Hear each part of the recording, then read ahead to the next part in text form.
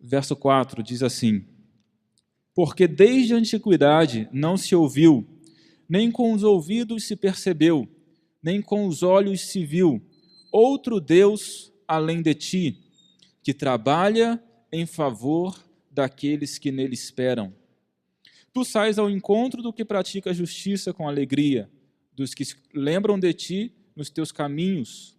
Tu tiraste por termos pecado há muito tempo, por acaso seremos salvos? Todos nós somos como um impuro, e todas as nossas justiças como trapo de imundícia. E todos nós murchamos como a folha, e as nossas maldades nos arrebatam como o vento. E não há quem invoque o teu nome, que desperte e te detenha, pois escondeste de nós o rosto e nos consumiste por causa das nossas maldades. Mas agora, tu és nosso Pai, ó Senhor. Nós somos o barro, e tu és o nosso oleiro, e todos nós somos obra das tuas mãos. Gostaria de falar com os irmãos nessa noite sobre o Deus que trabalha, porque o verso 4 se inicia justamente falando sobre esse Deus. E o profeta Isaías começa dizendo que desde a antiguidade, desde o tempo mais remoto, os tempos mais remotos, nunca se viu e nem sequer se ouviu ou se percebeu um Deus como o nosso Deus, que trabalha em favor daqueles que nele esperam. E é interessante porque o profeta Isaías está mesmo antes de Jesus. Então, desde Isaías até os nossos dias, já se passaram também milhares de anos. E nós podemos continuar dizendo que não há e não existe outro Deus além do nosso Deus. Amém, queridos? Ou seja, os tempos depois de Isaías prosseguiram e o nosso Deus continua o mesmo Deus por diversas características, mas uma em singular que o verso 4 nos deixa. É interessante pensar que realmente existem vários outros deuses. Existem milhares de deuses na Terra hoje, como existia naquele tempo. Por exemplo, na Índia, existe mais de 1000 deuses. No Oriente Médio, na região árabe, a gente vai encontrar somente um Deus, o Deus deles, o Alá. São monoteístas, mas ainda assim não é o nosso Deus, porque desde a antiguidade jamais se viu um Deus como o nosso Deus. Irmãos, nós poderíamos pensar diversas características que tornam o nosso Deus singular, que tornam o nosso Deus único, o Yahvé, o Eu Sou, o Todo-Poderoso. Poderíamos pensar na sua onisciência, ou seja, Ele sabe de todas as coisas ao mesmo tempo, Ele sabe o que vai no nosso coração, Ele sonda, Ele perscruta os corações. Por isso, Deus disse a Samuel, quando você chegar na casa de Jessé, não olhe o que está na aparência, porque eu vejo o que está no coração. E nós poderíamos pensar também no fato dele ser eterno, porque como diz o salmista, de eternidade em eternidade tu és Deus, não tem princípio nem fim. E nós poderíamos ficar aqui elencando diversos atributos, características de Deus, e nós veríamos, Deus é poderoso, Deus é Senhor, o nosso Deus é único, amém, queridos? O nosso Deus, que lindo, que maravilhoso, Ele nos salvou, nos resgatou, o nosso Deus é tudo, meu Deus, meu Senhor, meu Rei, meu amor, meu tudo, meu Deus. Não existe outro além do meu Deus, o Yahvé, o Deus das Escrituras Sagradas.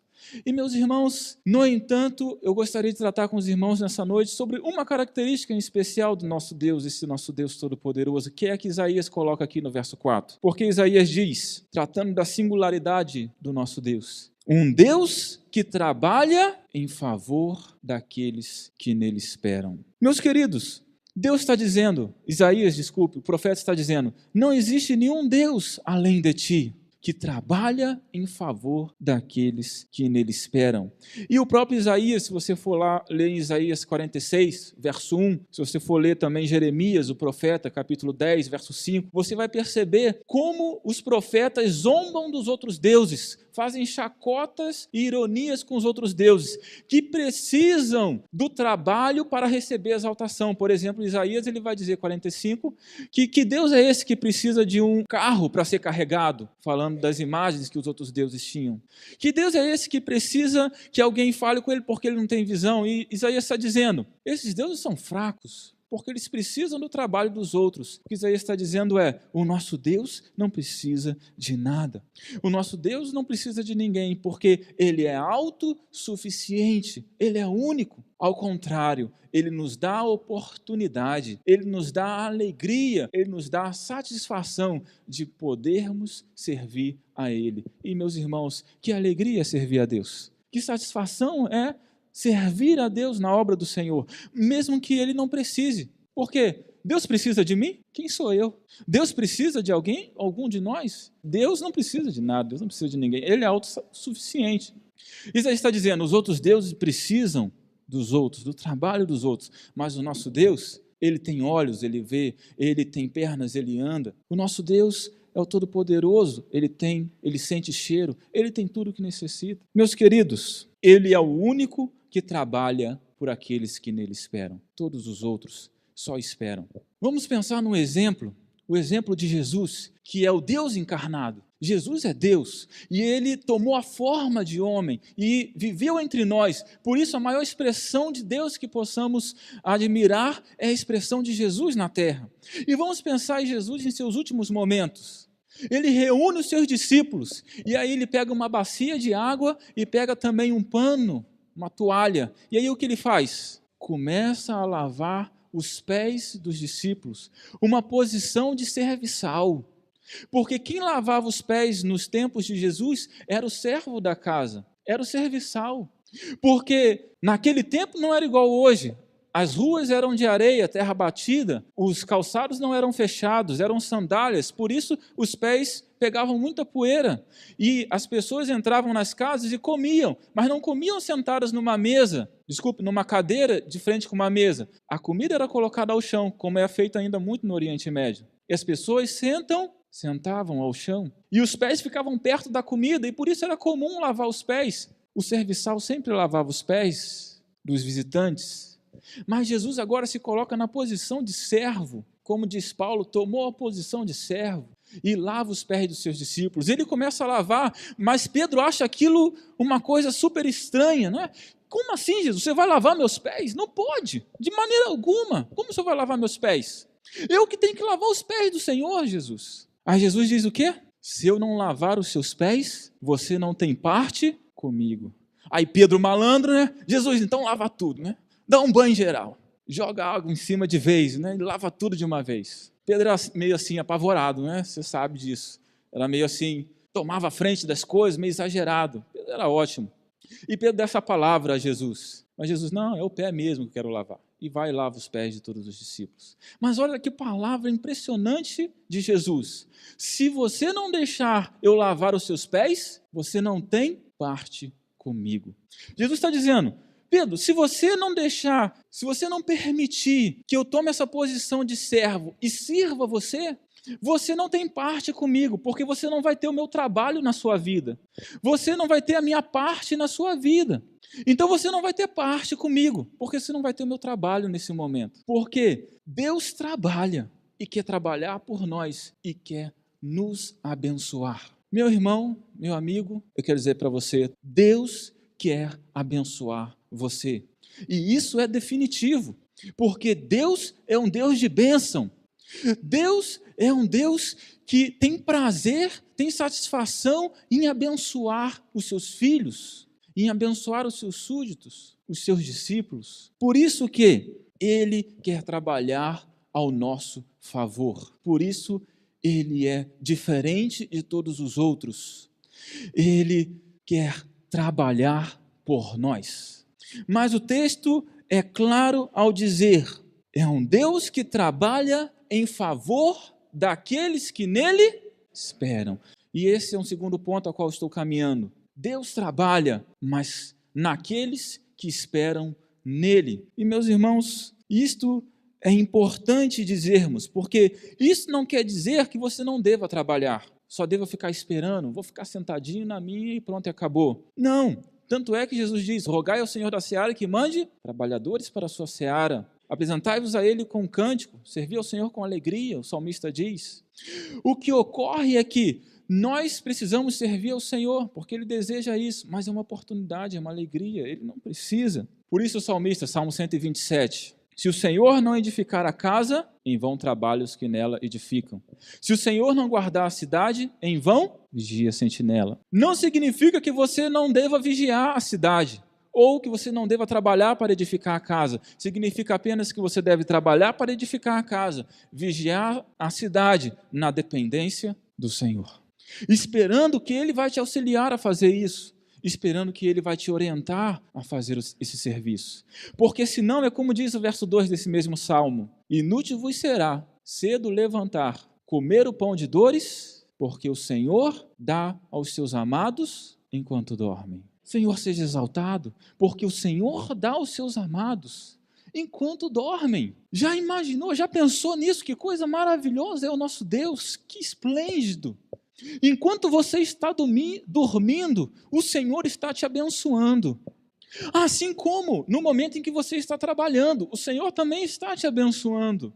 Assim como no momento que você está vigiando, em todos os momentos, Deus quer te abençoar. Mas lembre-se, se você espera nele, se você depende dele, se você confia nele para isso. Por que isso é importante, meus irmãos? Porque se você não esperar, se você não depender de Deus, você vai ser levado a fazer aquilo que você bem entende. Você vai ser levado a tomar as suas próprias providências para as circunstâncias e situações da vida. Ou seja, se você não espera a providência de Deus, você vai tomar as suas providências. E sabe qual é a verdade, meus irmãos? As nossas providências não são as melhores. As nossas decisões não são as melhores. Por isso o profeta está dizendo: espera no Senhor. Por isso o salmista diz: esperei pacientemente no Senhor, e ele ouviu o meu clamor. John Piper diz, um grande teólogo norte-americano: esperar significa parar e conscientizar-se com sobriedade da nossa incompetência e da completa suficiência de Deus. Esperar significa parar e conscientizar-se com sobriedade da nossa incompetência e da completa suficiência de Deus. Ou seja, meus irmãos, nós não somos competentes para tomar nossas decisões. Nós não somos competentes, estou enrolando nessa palavra, nós não somos competentes para agirmos da nossa própria maneira. Nós não somos tão inteligentes, nós não somos tão sábios, nós não somos tão espertos, por mais carioca que alguém possa ser. Existe alguém em quem nós devemos confiar. Existe alguém em quem nós podemos confiar. Existe alguém em quem nós precisamos esperar. Ele é nosso Senhor, o nosso Deus. Glória ao Todo-Poderoso, porque Ele é suficiente. A suficiência de Deus, isso mostra, quando você crê na suficiência de Deus, isso mostra que você espera nele. Pois bem, queridos, eu quero dizer que isto traz glória para Deus. E esta é a grande questão do profeta e do próprio Deus ao trabalhar em nossas vidas, ao trabalhar por nós. Ele deseja a glória, porque pensa comigo, se nós realizamos e se nós fazemos e se nós trabalhamos e servimos e aquilo fica muito bom, de quem vai ser a glória? De quem vai ser o mérito? Vai ser nosso.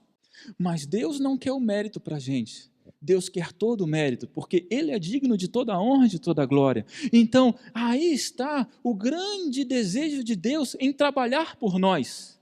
Não porque Ele quer apenas ser o nosso serviçal, mas porque Ele quer receber glória através de nossas vidas. Ele quer receber glória através de nossas ações. Ele quer receber glória através de tudo que fazemos, pensamos ou sentimos. Então, quando você espera confiantemente no Senhor, pacientemente, quando você depende de Deus, logo as coisas saem do jeito de Deus. E logo Deus é glorificado, o Todo-Poderoso. Logo Deus é honrado. E logo você pode dizer assim, depois de um grande trabalho, você pode dizer assim, isso daí, isso não é obra minha. Alguém pode até estar me elogiando por aí, mas isso não é obra minha. Está vendo isso daí? Isso é trabalho de Deus. Isso é obra de Deus. É porque eu esperei nele, é porque eu confiei nele, é porque eu dependi dele. Então vocês estão vendo algo bonito, mas isso é trabalho de Deus. Eu só estou aqui de coadjuvante. Eu só estou aqui como uma imagem que Deus usou. Mas o trabalho mesmo, quem agiu mesmo, quem operou mesmo no coração, na alma, no entendimento, na inteligência, quem operou de verdade é Deus. É isso que Deus quer ouvir, entende? Porque dessa maneira Deus vai ser glorificado. Entende a relação? Não está me acompanhando? Deus quer receber glória, meus irmãos. Deus quer ser exaltado em todas as questões, em todas as áreas de nossa vida, em tudo que fazemos, pensamos ou sentimos. E por isso, Ele é um Deus que trabalha. Um Deus que trabalha em favor daqueles que nele esperam.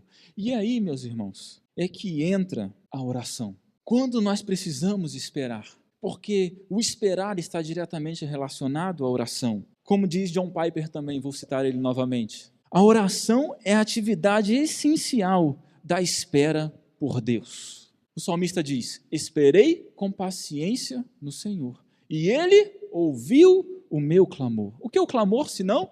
As nossas orações, as nossas súplicas, os nossos pedidos. Na hora de esperar é que entra a oração. Por quê, meus irmãos? Porque a oração aumenta a profundidade do nosso relacionamento com Deus. E quando nós estamos mais ligados com o Pai, nós sentimos mais a presença do Pai, nós estamos mais em sintonia com o Todo-Poderoso. Logo nós sentimos melhor, nós percebemos melhor que precisamos esperar o agir dele e sabemos logo quando ele está agindo e quando ele está fazendo. Por isso a oração é a atividade essencial da espera em Deus. O que ocorre é que muitas vezes nós não esperamos, porque muitas vezes não estamos orando o suficiente. Sabe qual é a verdade? Muitas vezes, não todas, que nós só vamos orar mesmo e só vamos esperar mesmo em Deus quando não tem mais jeito. Quando a situação não está mais dentro das nossas forças, dentro das nossas possibilidades, aí a gente diz: Deus, agora é só o Senhor mesmo, né? Agora é só o Senhor agindo. Deus, agora eu estou esperando no Senhor, porque agora não tem mais jeito. Quando os médicos disseram: você tem Deus? Então clama a Ele aí. E aí a gente pensa: Deus, agora é só o Senhor. E aí a gente intensifica a oração. Senhor, faz até jejum talvez, né? Senhor, abençoa. E quando você já bateu em várias portas de emprego e você já deu com cara em todas e não consegue emprego de jeito nenhum, aí de repente é a hora que você vai clamar a Deus. Mas sabe qual é a verdade? Deus quer o relacionamento com você desde o início, desde o princípio. Não é que você não deva clamar nesses momentos, ok, queridos? Não é isso.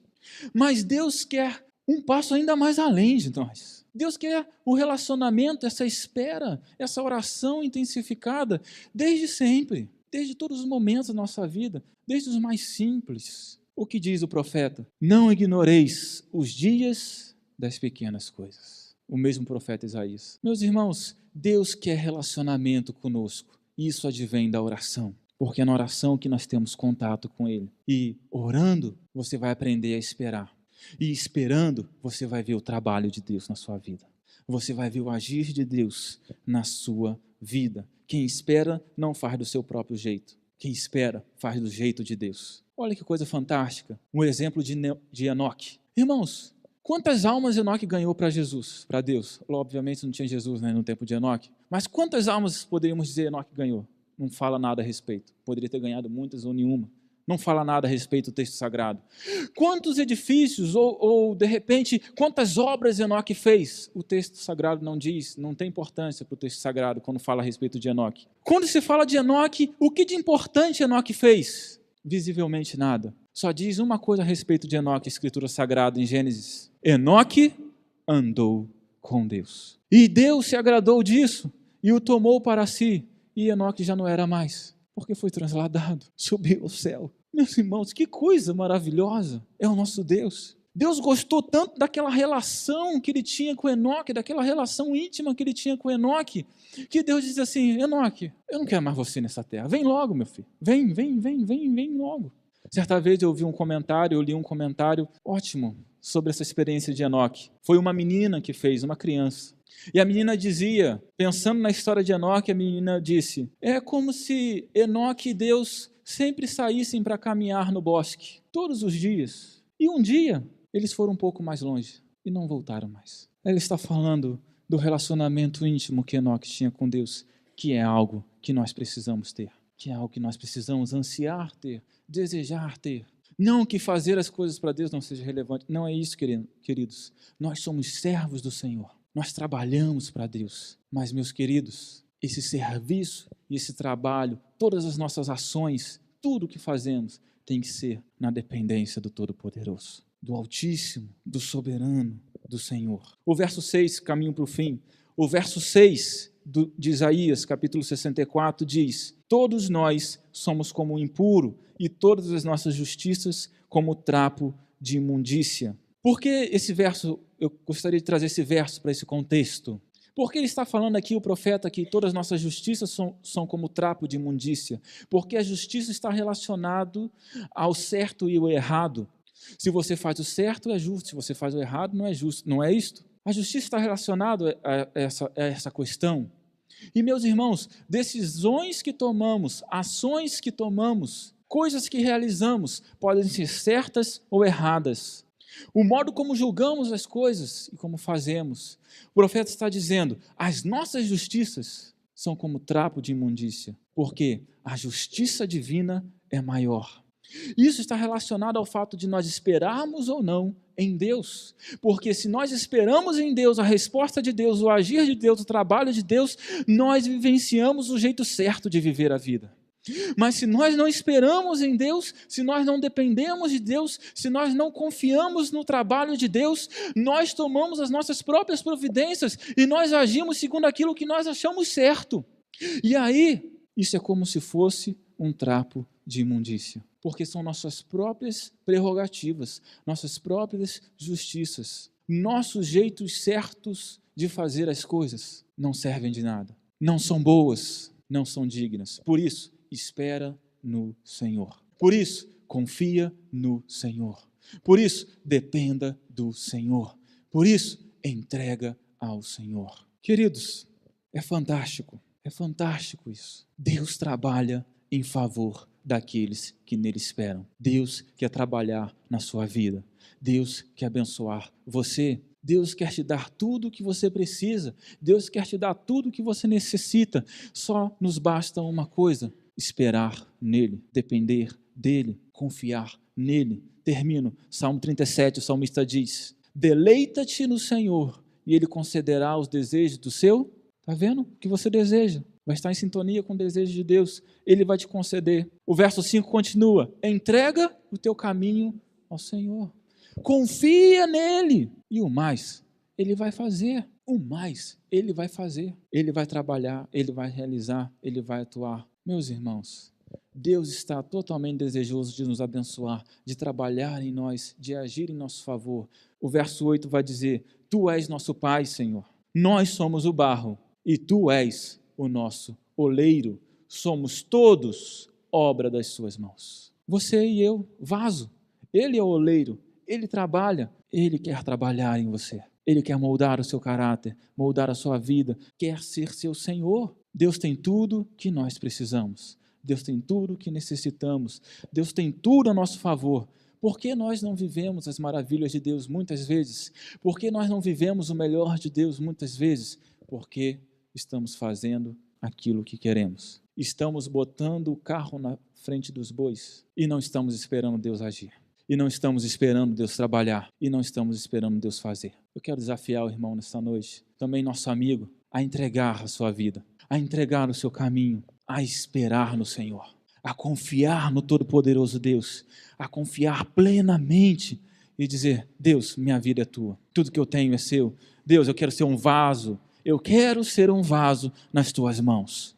Eu quero que o Senhor trabalhe em mim. Eu quero que o Senhor atue em mim. Eu não quero seguir a minha própria direção. Eu não quero tomar a minha própria decisão. Eu não quero fazer o que eu bem entendo. Deus, eu quero confiar no Senhor.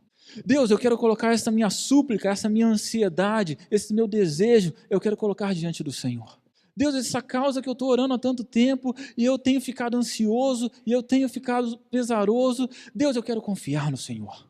Deus, eu quero esperar no Senhor. Deus, eu quero que o Senhor trabalhe em mim. Eu quero que o Senhor trabalhe em meu favor. Deus, eu vou confiar no Senhor.